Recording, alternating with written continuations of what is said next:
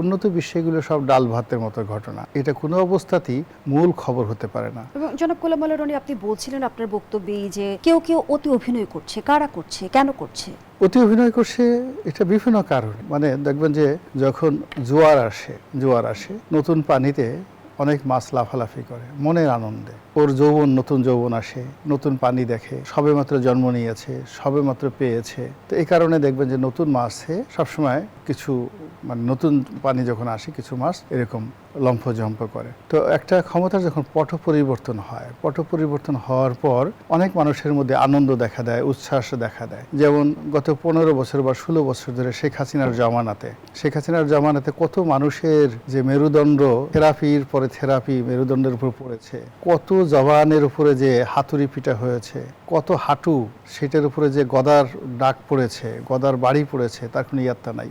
ফলে pneumonia, bronchitis, Baat, তারপর কালাজ্বর, বিভিন্ন রকম অসুখ বিসুখে আমাদের অসংখ্য রাজনৈতিক যারা নেতৃবৃন্দ রয়েছেন তারা আক্রান্ত ছিলেন শেখ হাসিনার জামানাতে। মানসিক বৈকলঙ্গের তারা মানে কবলে পড়ে গিয়েছিলেন। এরপর যখন ডক্টর মোহাম্মদ ইউনূস এলেন, সবাই ধারণা করলো যে এইবার বোধহয় আমরা বিরাট কিছু পেয়ে যাব। সবাই কয়েকদিন একটু আনন্দ ফুর্তি করার চেষ্টা করলো, কিন্তু পরবর্তী দেখা গেল সপ্তাহখানিক পরে মাই গড, এই লোক ইংরেজি ছাড়া কথা বলে না, বাংলাদেশের কোনো লোকের সাথে, সাংবাদিকদের সাথে তার বনিবনা হয় না, সে যত বিদেশি লোকজন দেখে তাদের সাথে হাসি মুখে কথা বলে, আর বাংলাদেশে থাকার চেয়ে সে লোক বিদেশে থাকতে বেশি পছন্দ করে। তারপরে তার যে বাহিনী আছে, সেই বাহিনী, সেনাবাহিনী, পুলিশ বাহিনী, নৌবাহিনী, বিমান বাহিনী, এই বাহিনীর তুলনায় সে মব বাহিনী, এদেরকে বেশি পছন্দ করে।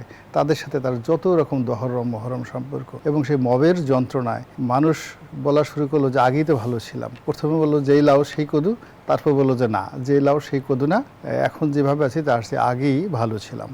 তো এরকম পরপর দুটো পট পরিবর্তন। তাহলে কি আমরা মূল সমস্যাগুলো ওভারলুক করছি? মূল সমস্যাগুলো আমরা অজ্ঞাত কারণে অথবা অজ্ঞতাপ্রসূত, অজানা কারণে অথবা আমরা নিজেরা না বুঝে মূল সমস্যাগুলো আমরা ঢেকে রাখার চেষ্টা করছি।